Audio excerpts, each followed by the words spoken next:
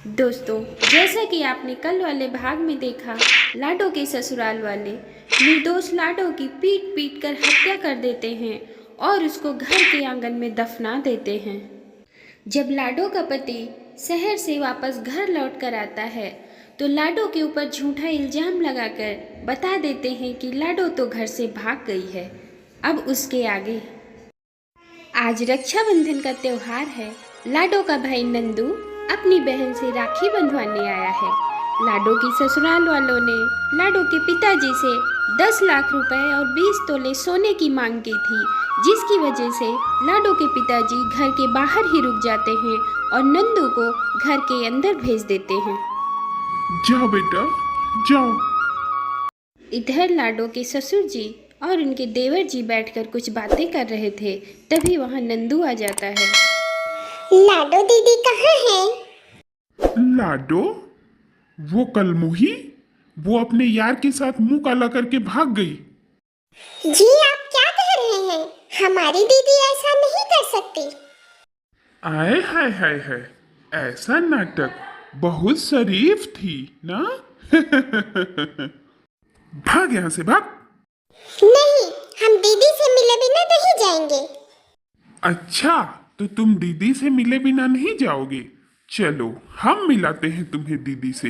रुको, अभी हम मिलाते हैं तुम्हें दीदी से।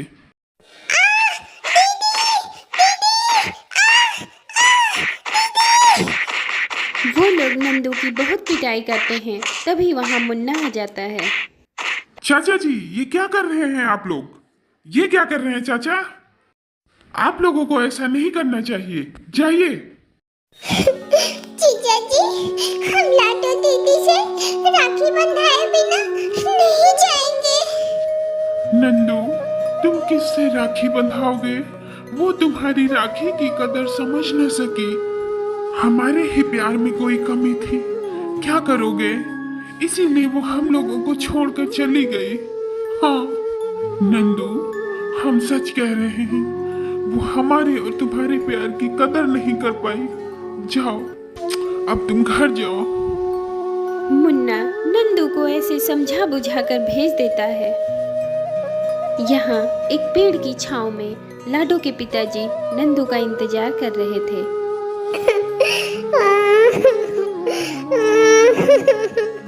बाबू, क्या हुआ? क्या हुआ नंदू? बताओ बेटा, क्या हुआ? तुम रो क्यों रहे हो?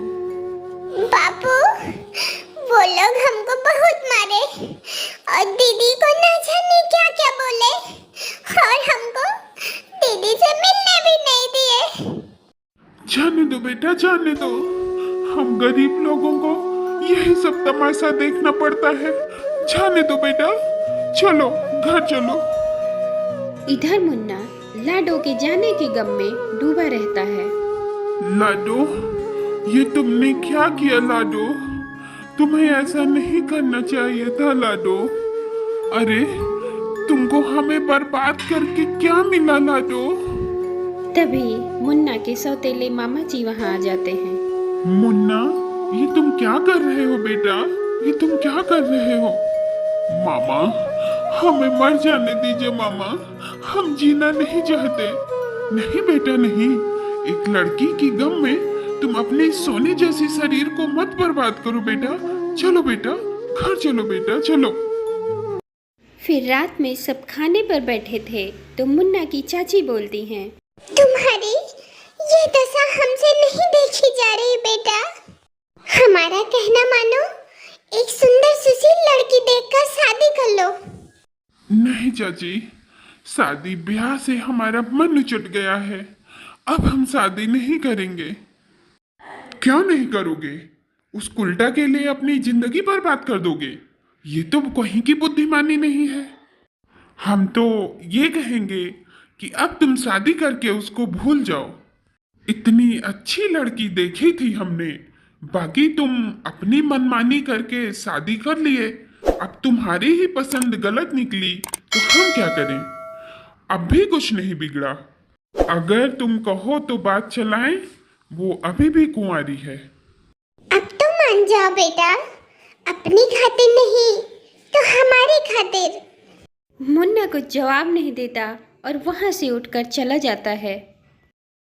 मुन्ना बेटा रुक जाओ। इस तरह रूठ के जाने से हमारे सवाल का जवाब नहीं मिल जाता। अगर आज तुम हमारे सवाल का जवाब हाँ और ना में नहीं दोगे तो लो हमारा गला घोंट दो। चाची, ये क्या कर रही हैं चाची? हाँ, ना हम रहेंगे और ना तुमसे शादी करने के लिए हम कहेंगे। ठीक है चाची, जैसी आप लोगों की मर्जी। इस तरह मुन्ना दूसरी शादी के लिए हाँ कर देता है और मुन्ना की दूसरी शादी हो जाती है। सबके दबाव में आकर मुन्ना शादी तो कर लेता है, लेकिन वह लाडो को भुला नहीं पाता। देर रात तक जब मुन्ना कमरे में नहीं आता है तो उसकी दूसरी पत्नी नीतू मुन्ना को खोजने के लिए बाहर जाती है। तभी उसको घर के आंगन से एक आवाज आती है। बहन, कौन है? नीतू पीछे मुड़कर देखती है और वह डर जाती है। बहन, बहन। नीतू डर जाती है और वह भागकर अपने कमरे में चली जाती है। सुबह नीतू अपनी चाची सास के लिए चाय लेके आती है। चाची जी, चाय ले लीजिए। अरे अरे, ये क्या बहू, अभी तुम्हारे हाथों की मेहंदी भी नहीं छूटी और तुम काम धाम करने लगी। बड़े लोगों की सेवा करना हमारा धर्म है चाची। अरे धर्म वरम रखो ताखे पर। क्यों शांता, तुम चाय नहीं ले आ सकती थी? क्यों भाभी, हम नहीं थे क्या जो आप अपने से चाय ले आई? हमसे बोल दिया होता, हम ले आते। ठीक है, जाओ अब नमकीन लेके आओ। आओ बहू, आओ बैठो। तुमको काम नहीं करना चाहिए, समझी? फिर नीतू मुन्ना के पास आती है और मुन्ना के पैर छूती है। अरे अरे अरे, ये क्या कर रही हो? ये सब हमको पसंद नहीं। आप हमसे नाराज हैं क्या? नहीं, ऐसी तो कोई बात नहीं है। तो आप हमसे बात क्यों नहीं करते? अरे, कोई बात करने लायक हो तब तो हम तुमसे बात करें। इतना कहकर मुन्ना वहां से चला जाता है। फिर एक दिन नीतू सो रही थी। बहन, बहन, ना ना, तुम डरो नहीं बहन। कल भी हम तुमसे बात करना चाहते थे। कौन हो तुम? लेकिन तुम डर गई। कौन हो? हाँ बहन, कौन हो तुम? तुम ही हमारी मुश्किल आसान कर सकती हो। हाँ।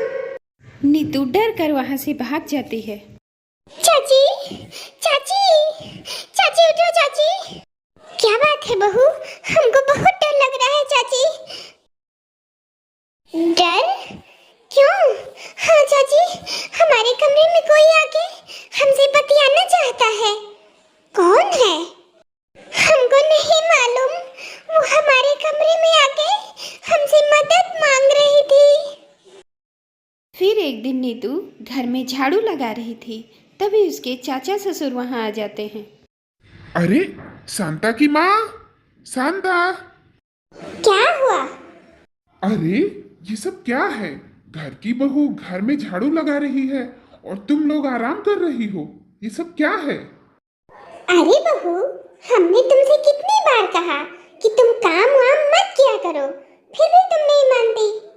हाँ भाभी, आपको कोई काम हो तो हमसे कह दिया करें, हम कर देंगे। देखा करो, खाली बैठे बैठे आराम करती हो तुम दोनों। हाँ बेटी, तुम काम वाम मत किया करो। जब हमारी उम्र की हो ना, तब काम करना। अभी ये उम्र तुम्हारी काम करने की नहीं है, आराम करने की है। चलो चलो। फिर एक दिन नीतू अपने कमरे में सोई हुई थी, तभी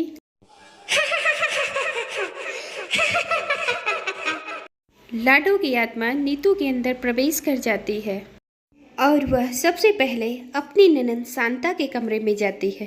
शांता अपने कमरे में सोई हुई थी।